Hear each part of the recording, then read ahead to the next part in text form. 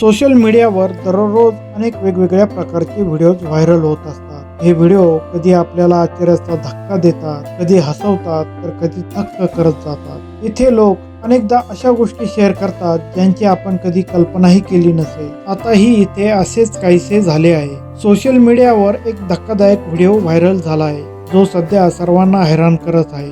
यात एक मुलगा चक्क मधमाशांच्या पोळ्याला हात लावताना दिसून आला आणि मुख्य म्हणजे यावेळी त्यांनी कोणतीही सुरक्षा साधने आपल्या सोबत ठेवली नव्हती। ही सर्व दृश्य पाहून सोशल मीडिया युजर्स अवाक झाले आणि वेगाने हा व्हिडिओ शेअर करू लागले। चला व्हिडिओत काय घडले ते सविस्तर जाणून घेऊया। मधमाशी आणि तिच्या डंकाला घाबरत नाही असा क्वचितच कुणी असेल। लोकांना मध आवडतो, पण सर्वांनाच मधमाशांची भीती वाटते।